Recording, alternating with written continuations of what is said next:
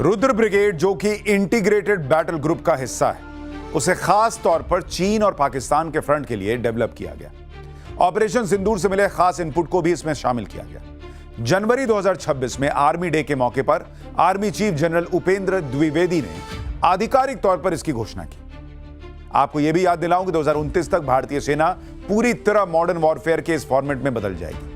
भारतीय सेना में इस क्रांतिकारी बदलाव के लिए मोदी सरकार ने दनादन 15 से ज्यादा सैंक्शन लेटर जारी किए, ताकि अलग अलग सेनाओं के बीच का जो गैप है उसको मिनिमाइज किया जा सके, खत्म किया जा सके, आपसी कोऑर्डिनेशन क्विक हो और हर इंटीग्रेटेड बैटल ग्रुप के हथियार उनके लिए रिजर्व रहे। इंटीग्रेटेड बैटल ग्रुप को इस तरह डिजाइन किया गया है कि इसमें इन्फेंट्री, टैंक, तोपखाना यानी आर्टिलरी, स्पेशल फोर्स और एडवांस ड्रोन तकनीक एक साथ सब जुड़ गए।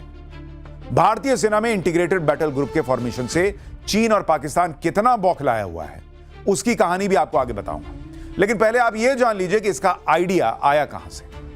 भारत की सेना में क्विक एक्शन वाला इंटीग्रेटेड बैटल ग्रुप बने, जिसमें तीनों सेनाओं की कंबाइंड भूमिका तय की जाए, इसका आइडिया साल 2001 में पहली बार तब आया जब संसद हमले के बाद सेना को पाकिस्तान बॉर्डर पर तैनात करने में 2 से 4 हफ्ते लग गए। इसी समस्या को दूर करने के लिए कोल्ड स्टार्ट डॉक्ट्रिन दिया गया, यानी सेना के कुछ यूनिट हर वक्त युद्ध के लिए हर पल एक्शन रेडी रहें और एक इशारे पर दुश्मन पर तुरंत हमला कर सकें। लेकिन केंद्र में सरकार बदलने के साथ यह आइडिया ठंडे बस्ते में चला गया। 2017 में जब डोकलाम में चीन के साथ झड़प हुई तो मोदी सरकार ने सेना को इंटीग्रेटेड बैटल ग्रुप प्लान पर आगे बढ़ने के लिए हरी झंडी दिखाई, क्योंकि डोकलाम झड़प ने साफ कर दिया कि भारत को 2 मोर्चों पर युद्ध की हर वक्त तैयारी रखनी होगी। एक वेस्टर्न फ्रंट, जहां पाकिस्तान की सीमा 4 राज्यों जम्मू कश्मीर, पंजाब, राजस्थान और गुजरात के साथ लद्दाख से भी लगती है, जो केंद्र शासित प्रदेश है। दूसरा उत्तर पूर्वी फ्रंट, जहां चीन की सीमा लद्दाख, हिमाचल प्रदेश, उत्तराखंड, सिक्किम और अरुणाचल प्रदेश से लगती है। इसी के बाद सन 2018 में तब आर्मी चीफ रहे जनरल बिपिन रावत ने भारतीय सेना के पुनर्गठन का प्रस्ताव मोदी सरकार के सामने रखा, जो 4 बड़े रिस्ट्रक्चरिंग स्टडीज का हिस्सा था। अब उन्होंने चीन और पाकिस्तान से जुड़े दोनों फ्रंट के लिए शुरुआत में 13 इंटीग्रेटेड बैटल ग्रुप बनाने का प्लान किया था।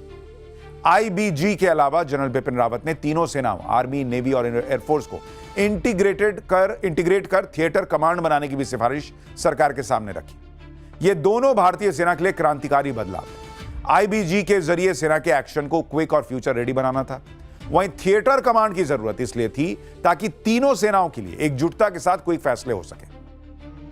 उसी के बाद भारतीय सेना के लिए सर्वोच्च पद यानी चीफ ऑफ डिफेंस स्टाफ बनाया गया। प्रधानमंत्री नरेंद्र मोदी ने 15 अगस्त 2019 को इसकी घोषणा लाल किले से देश के सामने की और तब थल सेना चीफ रहे जनरल बिपिन रावत को भारत का पहला चीफ ऑफ डिफेंस स्टाफ यानी सीडीएस बनाया गया। भारतीय सेना को मॉडर्न बनाने को लेकर पिछली सरकारों का अप्रोच कैसा रहा, यहां आपको उस पर भी गौर करना होगा, क्योंकि 1999 में पाकिस्तान के साथ हुए करगिल युद्ध के बाद ही करगिल रिव्यू कमेटी बनी। उसने तुरंत भारतीय सेना में चीफ ऑफ डिफेंस स्टाफ की नियुक्ति की सिफारिश कर दी थी उस समय, लेकिन यह बेहद महत्वपूर्ण सिफारिश 20 साल लटकी रही। 2019 में नरेंद्र मोदी ने इसको जाके लागू किया। अब आप कल्पना कर सकते हैं कि अगर चीफ ऑफ डिफेंस स्टाफ का पद नहीं बना होता तो ऑपरेशन सिंदूर में भारतीय सेना की पूरी क्षमता का उपयोग क्या उस तरह से हो पाता। डोकलाम और गलवान में अगर हमने चीन को करारा जवाब दिया, उस पर नकेल कसी, तो उसके पीछे सीडीएस के रोल की बड़ी भूमिका है। और अब सीमा विवाद में चीन भारत के साथ बातचीत की टेबल पर आया तो उसमें मोदी सरकार के डिप्लोमेटिक एफर्ट से लेकर भारत की मिलिट्री स्ट्रेंथनिंग की बड़ी भूमिका है, जिसके तहत चीन से लगे सरहदी इलाकों में जबरदस्त इंफ्रास्ट्रक्चर बिल्डअप हुआ। रोड बना, ब्रिज बना, एयरफील्ड बना और वहां सेना और हथियारों की तैनाती जल्द से जल्द हो सके, इसकी तैयारी पूरी की गई। इसके बाद जाकर इंटीग्रेटेड बैटल ग्रुप भी बनाया गया। इससे भारत की नेगोशिएटिंग पोजीशन मजबूत हो गई, क्योंकि चीन को पता चल गया कि अब भारतीय इलाकों में घुसपैठ आसान नहीं है। क्विक एस्केलेशन यानी तुरंत युद्ध छेड़ना खतरे से खाली नहीं होगा। भारतीय सेना में इंटीग्रेटेड बैटल ग्रुप के गठन ने चीन को कैसे बेचैन किया, राष्ट्र गर्व से भरने वाली अब इस कहानी को सुनिए।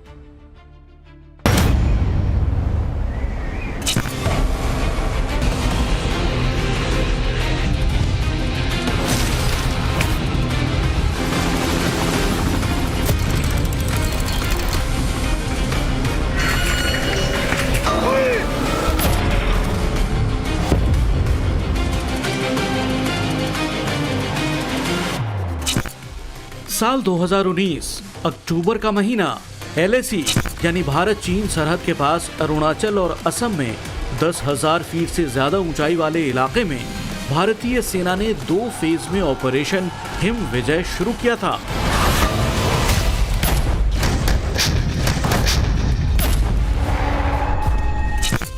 ये देश के पहले chief of defence staff Bipin Rawat की जबरदस्त प्लानिंग थी।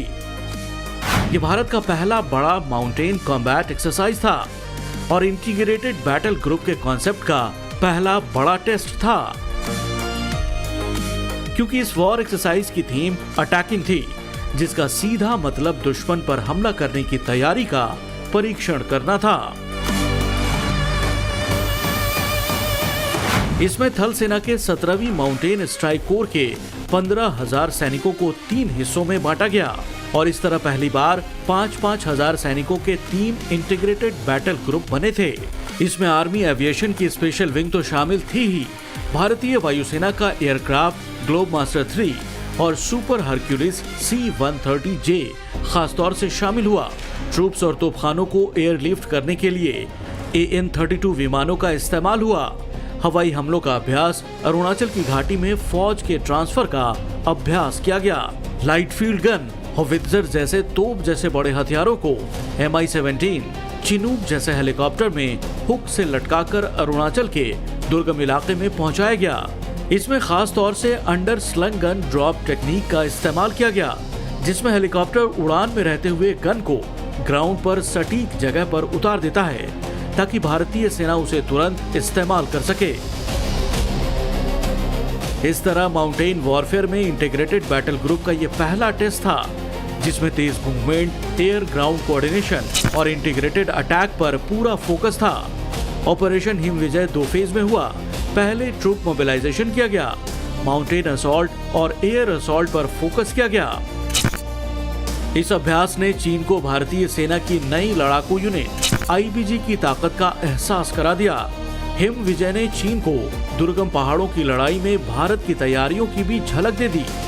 1962 में चीन ने धोखे से लड़ाई छेड़ी थी, तब दुर्गम पहाड़ी इलाकों में लड़ने का अभ्यास भारतीय सेना को नहीं था।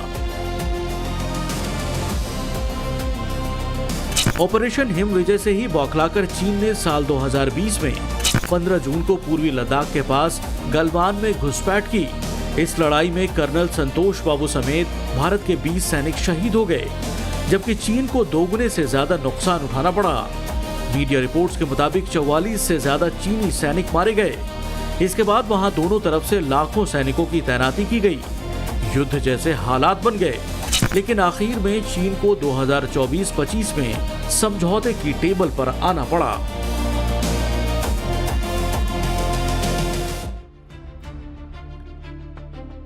चीन को आखिरकार समझौते की टेबल पर आना पड़ा और इसके पीछे भारतीय सेना के नए फॉर्मेशन IBG यानी इंटीग्रेटेड बैटल ग्रुप का बड़ा रोल था। LOC यानी चीन से लगे सरहदी इलाके में तभी से IBG की तैनाती की प्लानिंग थी, जिसे आधिकारिक मंजूरी मिल चुकी है। वहां तैनात आर्मी के 2 डिवीजन 59 इन्फेंट्री और 23 डिवीजन को 4 IBG में बदला जा रहा है। इसके अलावा 2 और IBG की तैनाती की तैयारी चीन सीमा पर है। ये 6 की 6 इंटीग्रेटेड बैटल ग्रुप में माउंटेन वॉरफेयर में स्पेशल ट्रेन जवान होंगे, जिन्हें खास तौर से ड्रोन अटैक से लेकर साइबर और इलेक्ट्रॉनिक वॉर की भी ट्रेनिंग होगी। इसमें IBG की स्पेशल ब्रिगेड रुद्र ब्रिगेड भी शामिल है।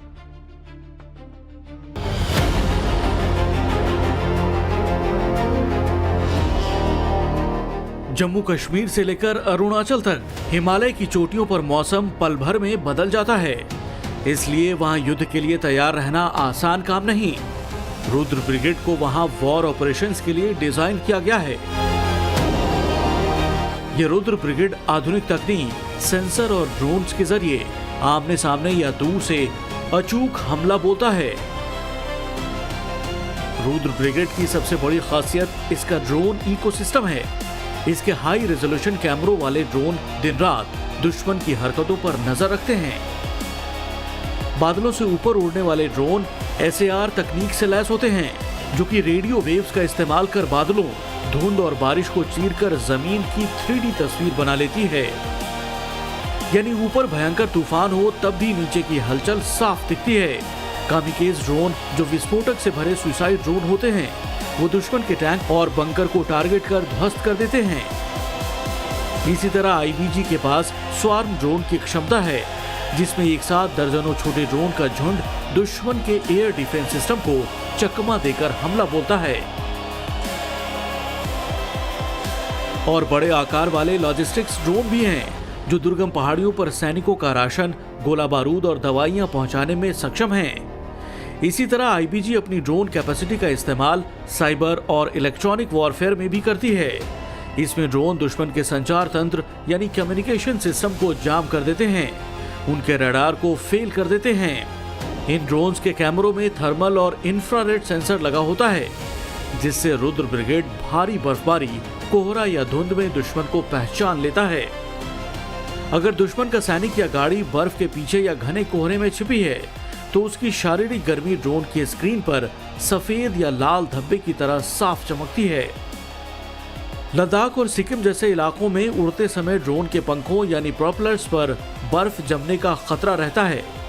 ऐसे में रुद्र ब्रिगेड के आधुनिक ड्रोनों में पंखों पर एक विशेष कोटिंग होती है, जिससे कि वो खुद को गर्म करने की क्षमता रखते हैं।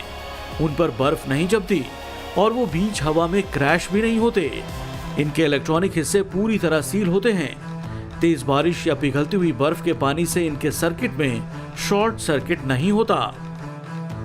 ताजा रिपोर्ट के मुताबिक भारत अरुणाचल, पूर्वी लद्दाख के अलावा सिक्किम, जहां भारत, चीन और भूटान का ट्राई जंक्शन है, वहां भी आईबीजी की रुद्र ब्रिगेड की तैनाती करने जा रहा है। इसके बाद पाकिस्तान के फ्रंट पर यानी भारत की पश्चिमी सीमा पर आईबीजी की बड़ी तैनाती होने वाली है। भारत की सेना का रीस्ट्रक्चरिंग का आईबीजी प्लान बहुत खास है। इसकी 3 महत्वपूर्ण कड़ियां हैं। एक छोर थिएटर कमांड है, जहां तीनों सेनाएं एक छतरी के नीचे आती हैं। दूसरा सिरा जो है वो भैरव लाइट कमांडो बटालियन है, जो आईबीजी एक्शन प्लान की सबसे छोटी यूनिट है। यह ग्लोबल ट्रेंड का हिस्सा है। दुनिया के ताकतवर देशों ने साल 2000 के बाद मॉड्यूलर, कॉम्बाइंड आर्म्स, सभी हथियार इंटीग्रेटेड यूनिट्स और जॉइंट थिएटर कमांड्स बनाए। अमेरिका में ब्रिगेड कॉम्बैट टीम यानी बीसीटी, जिसका गठन साल 2003-04 में किया गया। नेटो देश ब्रिटेन और जर्मनी की सेना भी आईबीजी मॉडल को फॉलो करती है। भारत की आईबीजी की तरह रूस में बटालियन टैक्टिकल ग्रुप्स हैं, जिसे बीटीजी कहा जाता है। इसमें एक बटालियन को tank, artillery, air defence engineers के साथ इंटीग्रेटेड किया गया। इसका यूक्रेन युद्ध में बड़े पैमाने पर यूज हुआ। यूक्रेन में रूस ने जो तबाही मचाई, उसके पीछे बीटीजी का घातक अटैक है। चीन में भी आईबीजी की तरह कंबाइंड आर्म्स ब्रिगेड है। साल 2015 से 2017 के दौरान वहां की सेना पीएलए में यह रिफॉर्म हुआ। वहां सेना की डिवीजन को ब्रिगेड में बदल दिया। अपने पुराने 7 मिलिट्री रीजन को 5 जॉइंट थिएटर में बदला गया। इसमें भारत के खिलाफ उसने वेस्टर्न कमांड को तैनात कर रखा है। फिर चीन क्यों भारत में आईबीजी बनने पर बौखला रहा है? उसकी वजह भारतीय सेना के इस इंटीग्रेटेड बैटल ग्रुप का एक छोटा और क्विक एक्शन वाला होना है। भारत में 5000 सैनिक इस ग्रुप का हिस्सा है, जबकि चीन के वेस्टर्न कमांड की ऐसी ब्रिगेड में 3 गुना सैनिक है और उसके हथियार भी भारी हैं, जबकि भारत की आईबीजी के हथियार बेहद हल्के और अल्ट्रा मॉडर्न है। इसके अलावा भारत में ड्रोन आर्मी और को साइबर अटैक और इलेक्ट्रॉनिक वॉरफेयर से जोड़कर चीन को नया झटका दे दिया गया है। इसलिए आईबीजी यानी इंटीग्रेटेड बैटल ग्रुप को भारत के राष्ट्र गर्व की नई कहानी कहा जा रहा है, जिसके बारे में आज हमने बताया।